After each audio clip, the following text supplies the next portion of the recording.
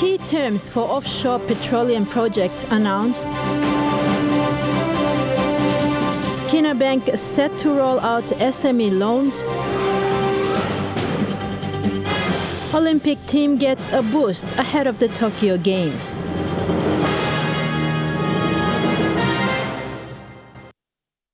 Good evening. Welcome to Tuesday's news. I'm Kilawani. The Marape-led government anticipates signing the Pasca A gas project agreement on July 29th with developer Twinza Oil PNG Limited. Petroleum Minister Karanga Kua says the state negotiating team has achieved a state take of 55%.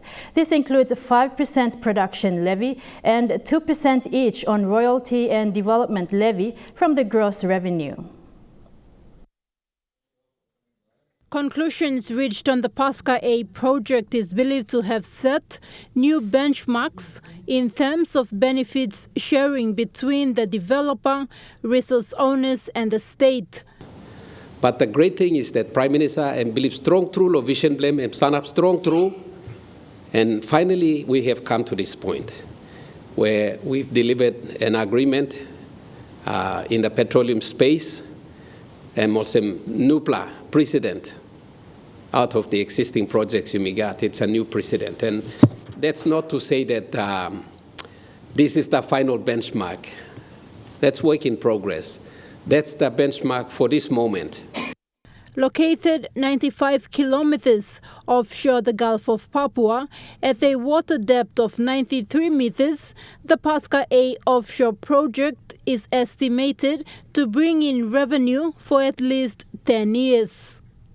The total project cost is estimated at $2.4 billion. And if all goes well, the first shipment of liquefied petroleum gas will be in 2025.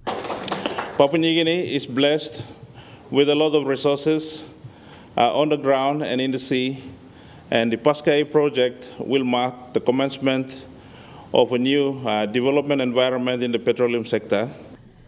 Representing the resource owners, Gulf Governor says the provincial government is pleased with the conclusion reached. However, his only request is to ensure the national government engages local businesses in Gulf to provide services like transportation or catering in support of the gas project. Tintin na tok lo mipla lo province simple. Is to take back PNG, to take back resources, greater share of resources, lo Gulf province. So me like to thank you, long Prime Minister, and I need long this initiative. Na talk lo where government must go past, lo take back PNG. This project me looking at me kisim plenty kaikai come inside. The state take on the Pasca A project is said to be a larger percentage from the gross revenue compared to the state's take from the PNG LNG gas project. Next Monday, the National Executive Council is expected to sanction the legal agreement. It is only 0.4 TCF or 400 billion cubic feet of gas. It's a small project. However, the fact is that we're able to set an industry benchmark without even changing one law. After 9 long months of negotiation, the Marape-led government is closing in on a gas agreement, one that the government says captures the interest of the landowners. And that interest is the 2% royalty payment that will be paid from the gross income. Thekla Gunga, National EMTV News. Papua New Guinea's second largest commercial bank, Kina Bank, is set to roll out a competitive loan product for small to medium enterprises in the country. With the government's emphasis to grow the SME sector, Kina Bank has set aside 50 million Kina for businesses to apply for loans. The loan product comes with no additional loan fees and a competitive interest rate of 4% over a 15-year period. presentation, we are actually taking this quite... With the emphasis on growing locally owned businesses in the country, a focal point by the national government, the banking sector is also looking to bring the ease of securing financial loans to businesses. Papua New Guinea's second largest bank, Kina Bank, isn't part of the national government's subsidized loan product to the small to medium enterprise market, but instead has ventured into having their own loan product for SMEs with a low interest rate. The key features of the new Kenebank SME Loan include a variable 4% interest rate, one of the lowest business rates on the market today, available only to 100% wholly owned Papua New Guinean businesses. No upfront application fee. Other fees have also been removed. Kenebank's Executive General Manager Lending, Asi Nauna, said the product is set to roll out to SMEs which are serious in growing their business. This is open exclusively for Papua New Guinean, wholly owned Papua New Guinean companies. Maximum turnover, we've aligned to the government's definition of an SME at 5 million kina per annum. Minimum trading years, we're looking at two years minimum trading. Bank CEO Greg Pawson said their product also allows for ease with multiple bank loan fees removed. We've also removed a number of fees, including the upfront application fee. Other bank fees we've removed include documentation fees, cheque processing fees, inspection fees, drawdown fees and settlement fees. As you can see, we're being fairly ruthless about taking banking back to basics. The bank will be giving out unsecured and secured loans up to a maximum of 500,000 kina. An unsecured loan facility, the minimum is 50,000 and maximum limit at 100. That essentially is going to be unsecured, and the term aligned to that is 7 years.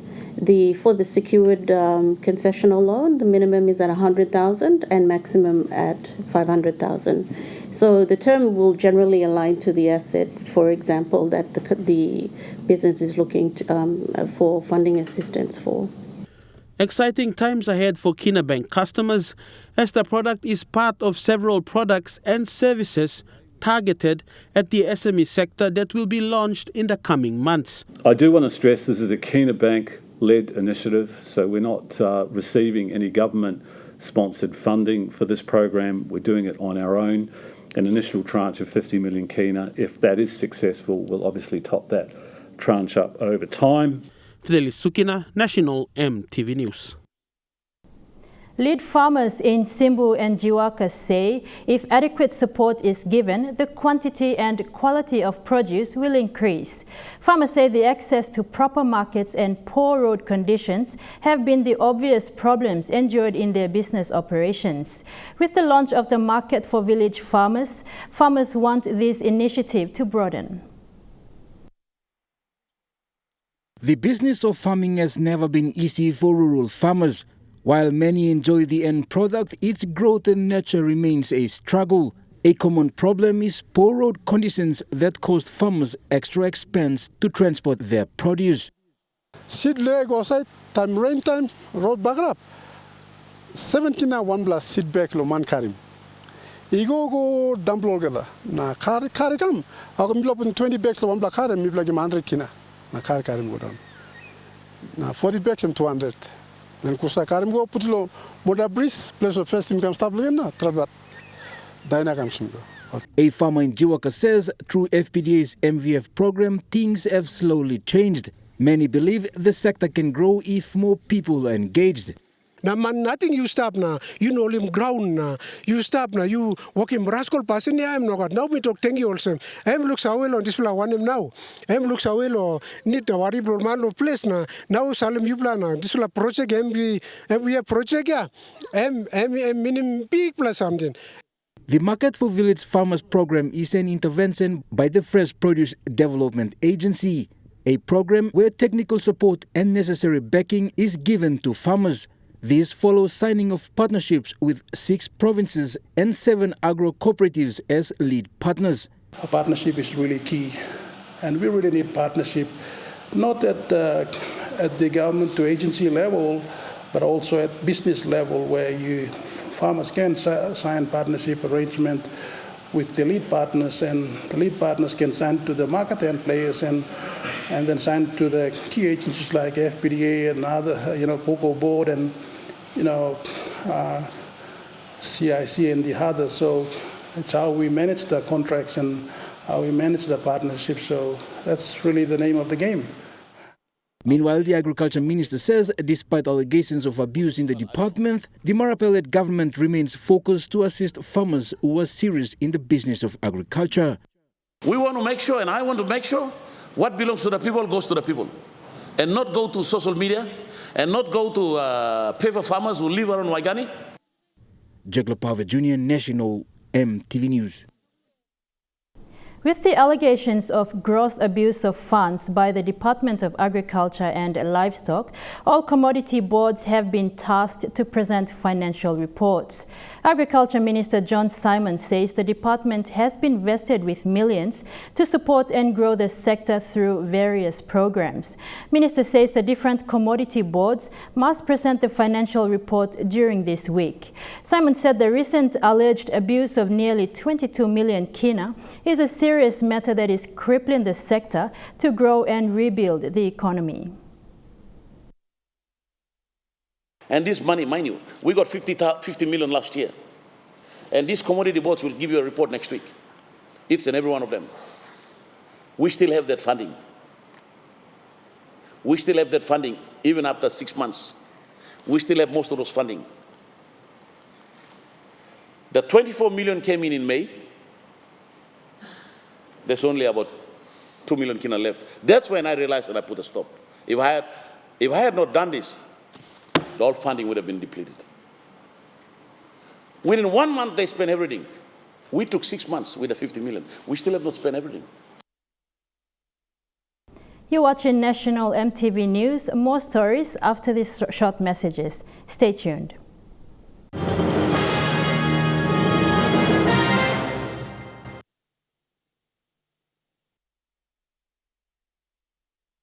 Welcome back to the news. Opposition leader Belden Nama wants all court cases related to the National Pandemic Act to be brought forward. Nama said the matter is of serious in nature and questions why the court has delayed hearings. The opposition leader said the government and the National Pandemic Controller are bulldozing measures that infringes with human rights and freedom of movement. I'm also calling on the National and the Supreme Court Registry to immediately bring forward my case that I have filed against the Pandemic Act in 2020. Have it listed, and let's have it dealt with. So we put this matter to rest.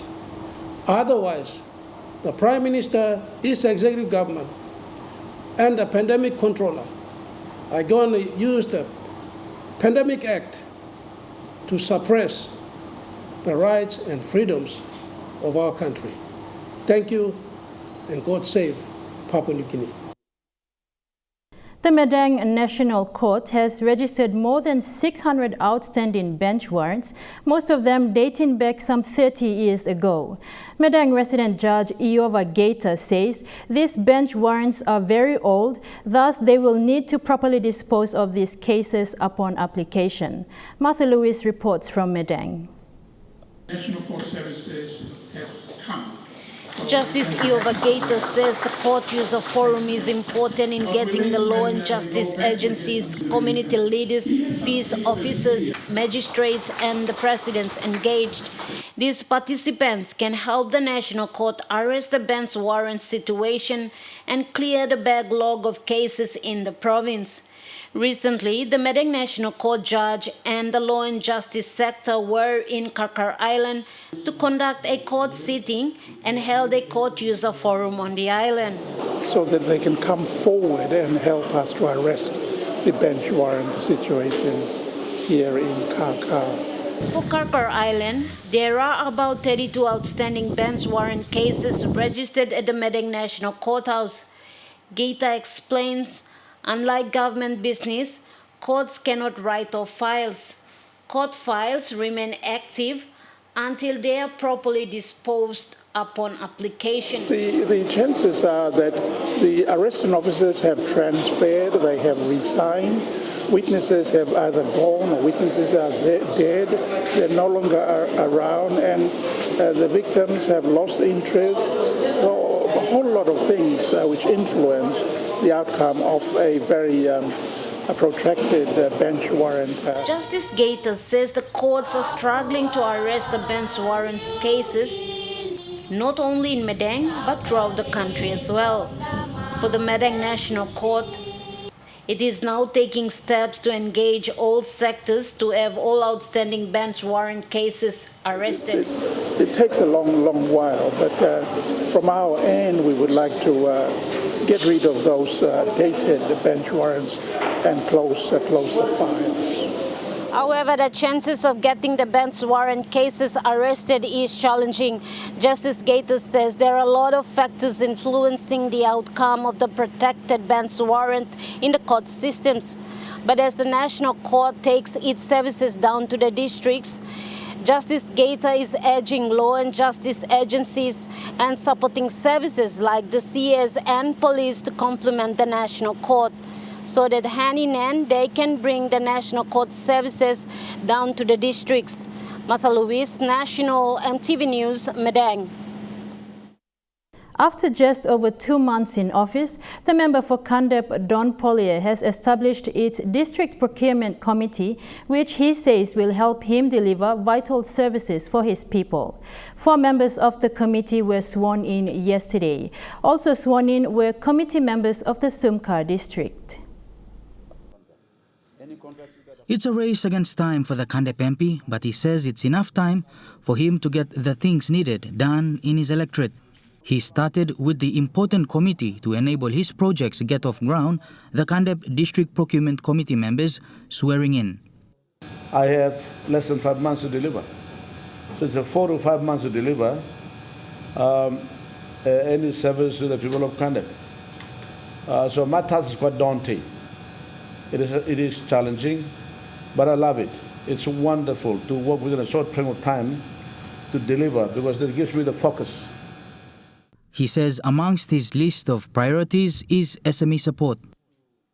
Now their job is to procure health, mobile clinic service, the study and redoing and redesigning of the rural hospital, feasibility study and proposal, scoping, designing, putting together the initial work of a high school in the Wage RLG.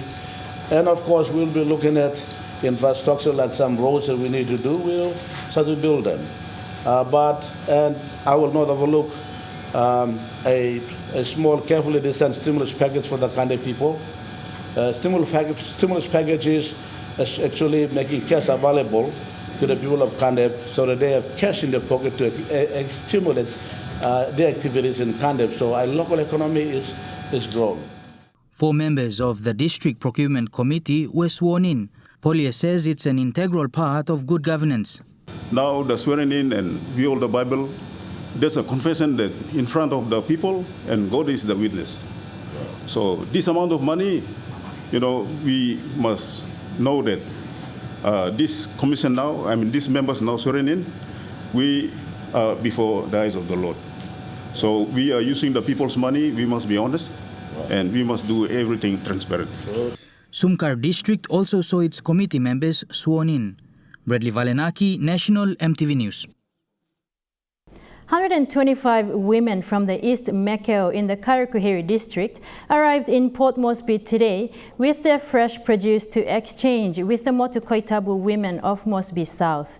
The barter system is aimed at enabling women from respective areas to trade kitchenware and homeware with the fresh produce, including other items that were offered in the trade.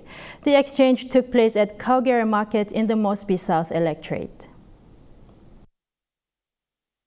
There have been smaller barter activities done in the past traditionally, but this barter is the first of its kind done on a much larger scale.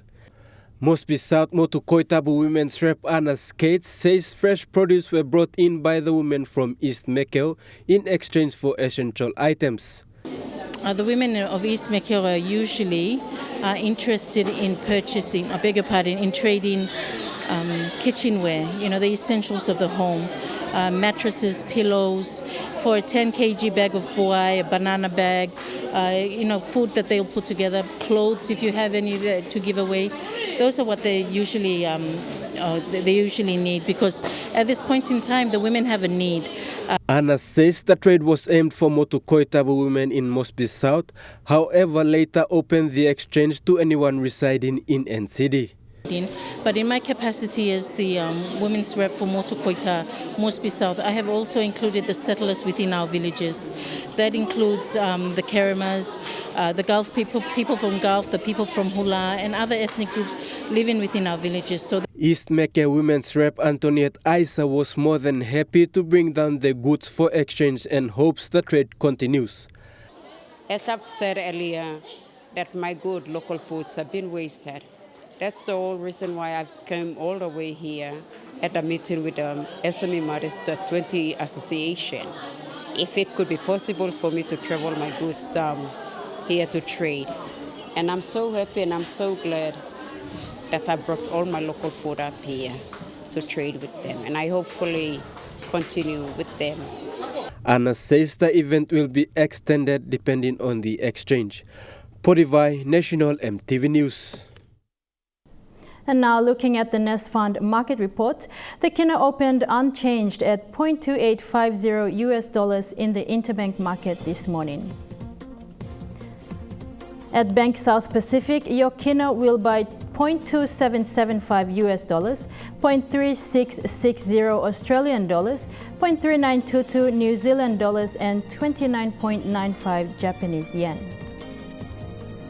Looking at commodity prices at New York close, gold is trading lower, coffee and copra closed lower, cocoa closed higher, palm oil and copper closed higher, crude oil is trading higher. And on the stock market, the Dow Jones closed higher, the ASX 200 is trading higher, the All Ordinaries is trading lower.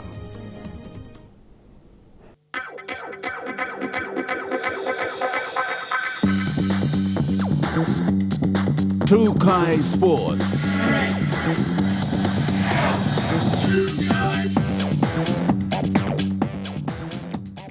Welcome to Trukai Sports. Motu Koitabu villages in the Port Moresby South electorate will be gearing up for a netball tournament hosted at the Southside Fitness Centre at Koki. The Moresby South Motu Koitabu netball tournament aims to provide a platform for talented netballers in the electorate to excel, creating a larger talent pool for the sport in the country. The presence of Preparations for the Moresby South Motu Koitabu netball tournament received some valuable support in the form of netball equipment and accessories sponsored by Swire Shipping. This corporate support will directly benefit the women and girls in the 24 teams participating in the senior and intermediate divisions of the tournament. Supporting events like this that create a platform for local people in Papua New Guinea to showcase their talent. It is this type of events that make a pathway career and many more other opportunities to people who truly believe in what they are passionate about. Member for Moresby South, the Honourable Justin Chechenko, was at hand to show his support for the netball tournament taking place in his electorate. Moresby South is blessed to have our Motu Koitabu people being a part of this fantastic electorate.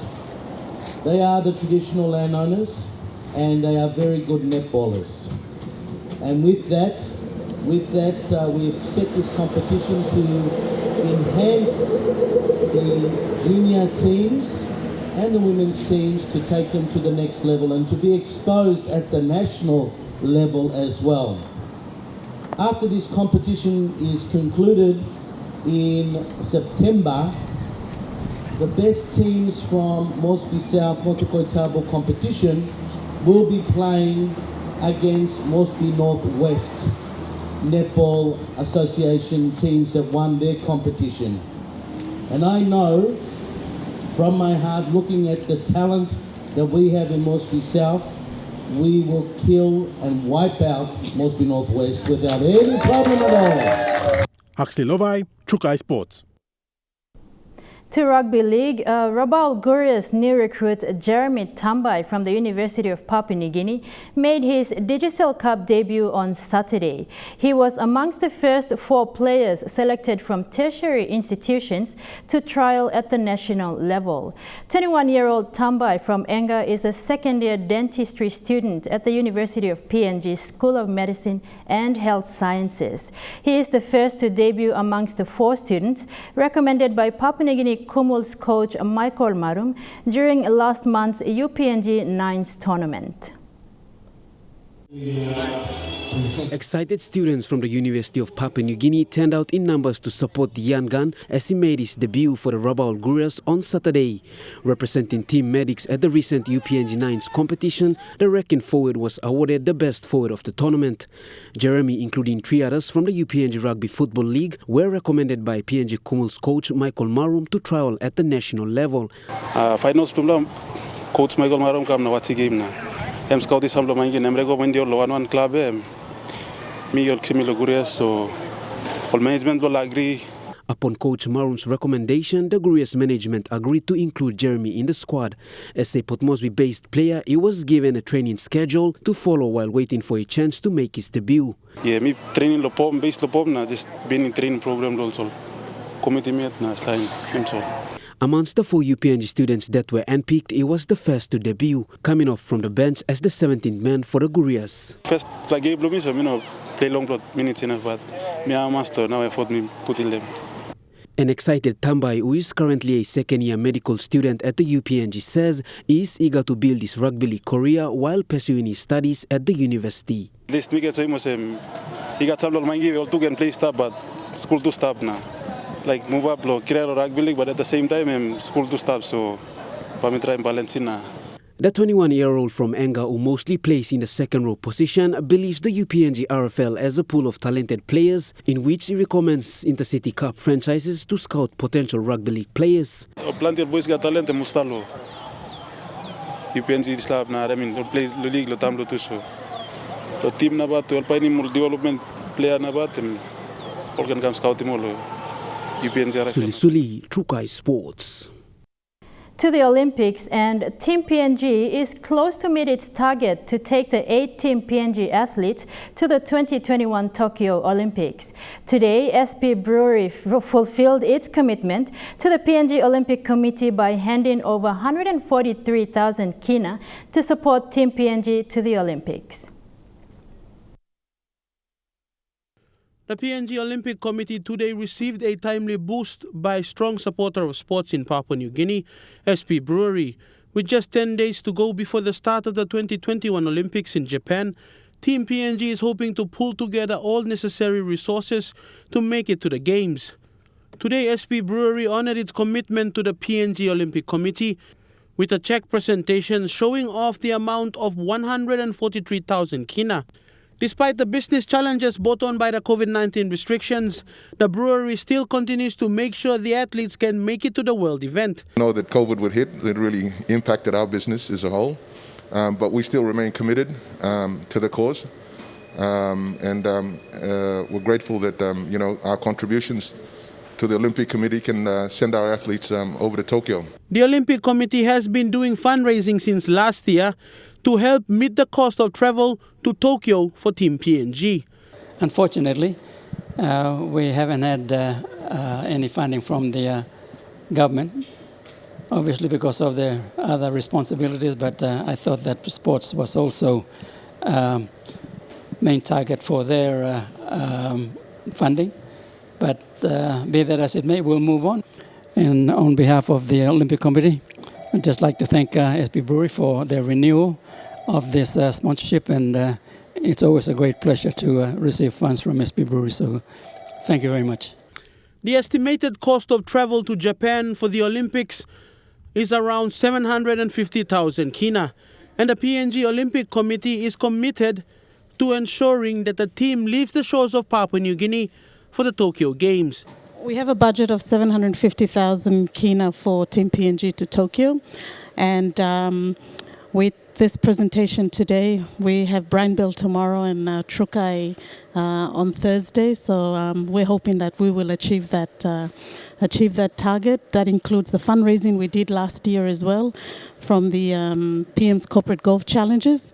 And Trukai will announce on Thursday how much we've been able to raise from the sale of the Trukai shirts. We're still selling shirts, so we're appealing to the public and everyone else out there, including the corporate, to keep buying those shirts because their support enables our athletes to participate at the Olympics. Fidelis Sukina, Trukai Sports. And we have 10 days to go to the Olympics, and EMTV will bring you a live telecast with the opening ceremony on the 23rd of July. The SPPNG Hunters have failed once again to secure a win over the weekend after a promising start against the Sunshine Coast Falcons.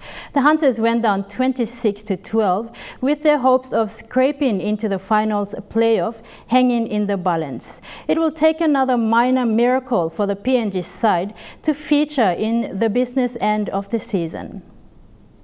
The SPPNG Hunters were chased down by a determined Sunshine Coast Falcons outfit as both teams played out an intriguing clash in the Intra-Super Cups rivalry round. The Falcons came out eventual winners 26-12, deflating the Hunters, who showcased their on-field enthusiasm and intensity earlier in the match, before eventually collapsing at the final hurdle.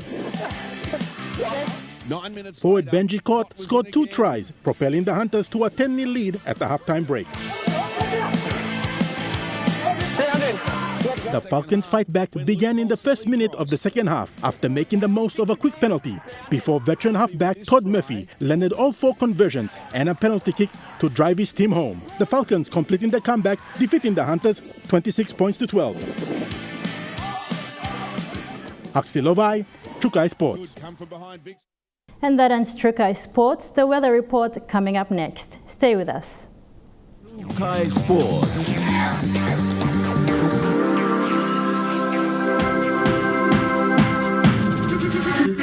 Trukai Sports.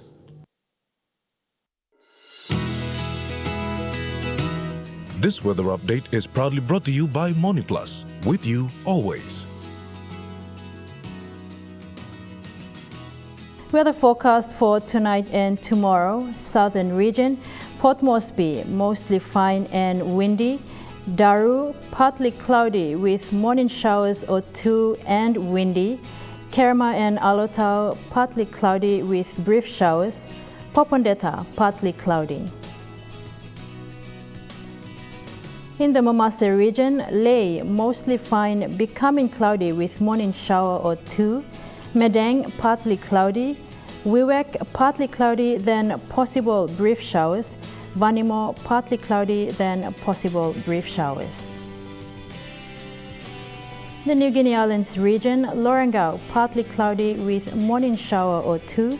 Kavieng, partly cloudy with brief showers. Kokopo, Rabaul, cloudy with rain showers and possible thunderstorm at times. Kimbe, patchy rain showers and cloudy morning. Buka, mostly fine, partly cloudy. In the Highlands region, all centers, brief showers, then morning fog.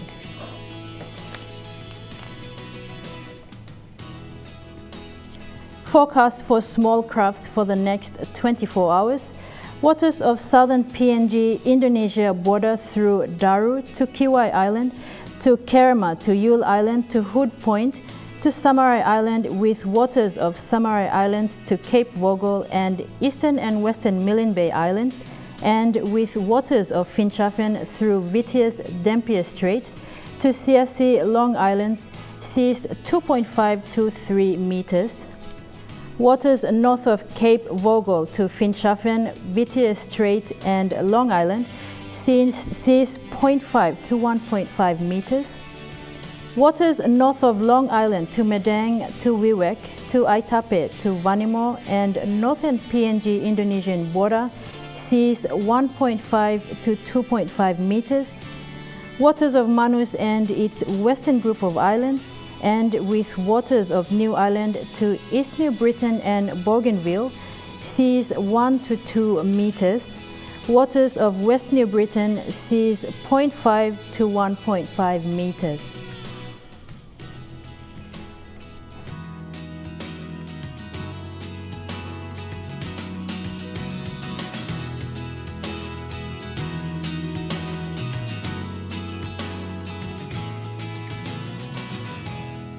Forecast for PNG areas: coral seas. Seas rough, becoming very rough along western sector with southeast winds of 25 to 34 knots, gusting to 48 knots over western sector.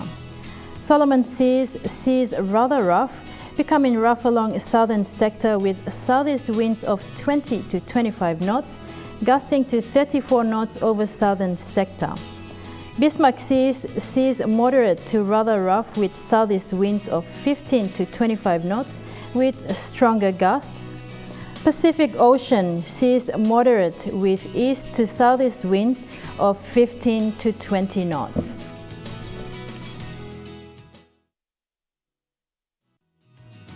The weather update was proudly brought to you by MoneyPlus, with you always. And that's been the news, sports and weather for today, Tuesday, 13th of July, 2021. Pleasant viewing. Good night.